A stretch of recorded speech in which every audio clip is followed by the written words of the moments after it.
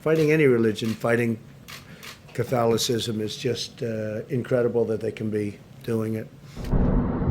Donald Trump is courting the Catholic vote because he has nominated Amy Coney for the Supreme Court of Justice, and Amy Coney is a Catholic. Remember Coney 2012? Well, this is Coney 2020, and she's been criticised for her religious views, and Trump has leapt on this as a way of playing the victim. On the religious situation with Amy, I thought we settled this 60 years ago with the election of John F. Kennedy. Of course, John F. Kennedy was the first and only Catholic ever to be elected president, and we know what happened to him. And he, of course, was a Democrat. So I think Trump is trying to gain a few Catholic votes, gain a few Democrat votes maybe in the swing states. Of course, that's what he needs to do. But why do we play this game of identity politics? And he played it already when he announced that it would be a woman who he would be nominating, regardless of whether they were Catholic or not. But nominating a Catholic for the Supreme Court of Justice is hardly a novel thing. If Amy Coney makes it, she'll be joining the 6 other Catholics that are already on the Supreme Court. It's dominated by Catholics at the moment. Historically, that wasn't the case. The white Anglo-Saxon Protestants had the upper hand in all political affairs in American history. But for some reason, at the moment, we've got 6 Catholics, 2 Jewish people, and there were 3 until Ruth Bader Ginsburg passed away.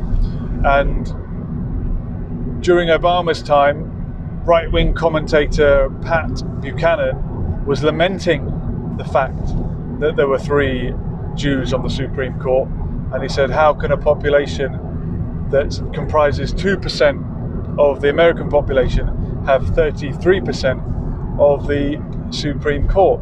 It seems disproportionate. But I don't think we need to play these identity politics games and have tokenism or quotas.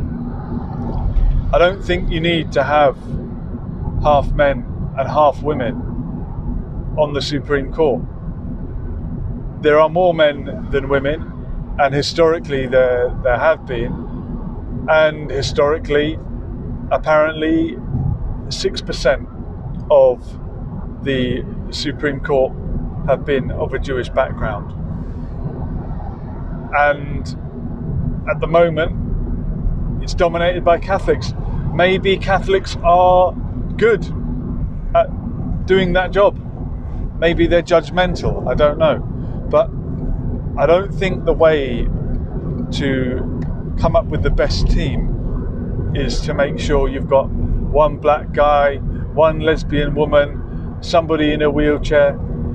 If we truly create a level playing field and a meritocracy, and we do away with all these labels and do away with discrimination, whether positive or negative, then naturally the people who are the best at a certain job, who are right for a certain role, will rise to the top.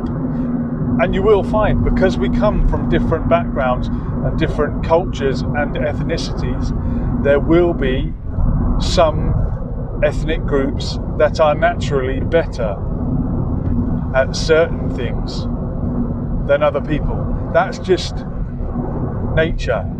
That is the beauty of the variety that is the spice of life. So I don't think we should limit the number of Jewish people on the Supreme Court of Justice to 2%. What's 2% of 9? You work it out. I can't. I don't think we should have 4.5 men and 4.5 women. I don't think they should be 12% black or whatever the black population of America stands at the moment. I think we should have the best people for the job. And that will no doubt be individuals who have worked in that sector for a very long time. They're going to be older people. And you may find that they come from certain demographics, certain sections of society. And we shouldn't hold that against them when they get there. So if Amy Coney gets the nomination, I hope she does a good job, and I hope she is fair and just. What more could you want?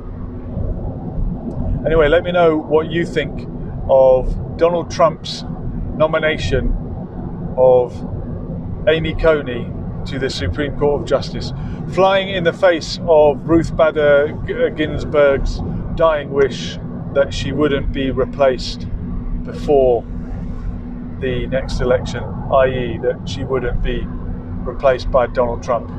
She was hoping that he won't win. Let me know what you think. Are you Catholic, Rudy?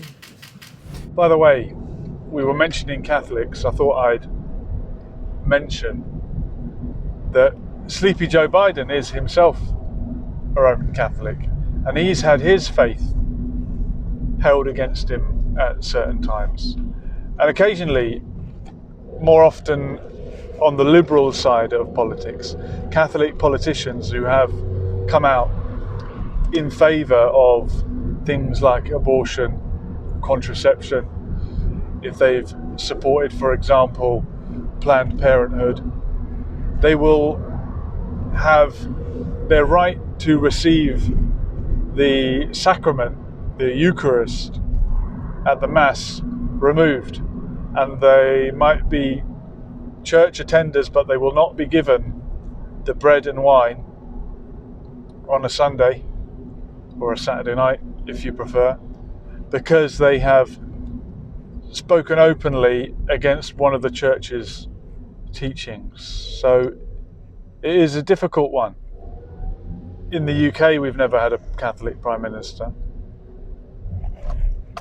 Rumour has it we wouldn't be allowed one because the advisor to the monarch cannot be a Roman Catholic. But Tony Blair became a Catholic after he had finished doing a great job of murdering 1 million people. And Jacob Rees-Mogg nearly was, and probably still could be one day, the first Catholic Prime Minister of the United Kingdom. We've had a Jewish Prime Minister, Benjamin Disraeli, but he was raised in the Church of England. So, of a Jewish background, but professing a Christian faith. So there probably is something to be said for being a white Anglo-Saxon Protestant if you want to stand a chance of coming to power in this country. But in America, land of the free, they've had a Catholic president, they've had a black president, and that's about it really. They nearly had a female, nearly had a woman president. Won't get that this time round unless something drastic happens. I wonder, maybe the Democrats would have been better off putting Kamala Harris as first rather than a running mate for Sleepy Joe. What other firsts could you have? Ted Cruz, he could have been the first president of a Hispanic background, technically. John McCain, I think, would have been the oldest had he been inaugurated. Left-handed, I think Obama was left-handed. I don't know if he was the first one. What other firsts have they had? Or could there be? Let me know if you can think of a unique president of America. The only such and such. I don't know. Have they had a ginger? Donald Trump's not really ginger. Well, his skin colour is a little bit orange man bad. They had that chap in the wheelchair. Remember him? And some people allege that Abraham Lincoln was actually the first black president of America because he was slightly black himself, but aren't we all?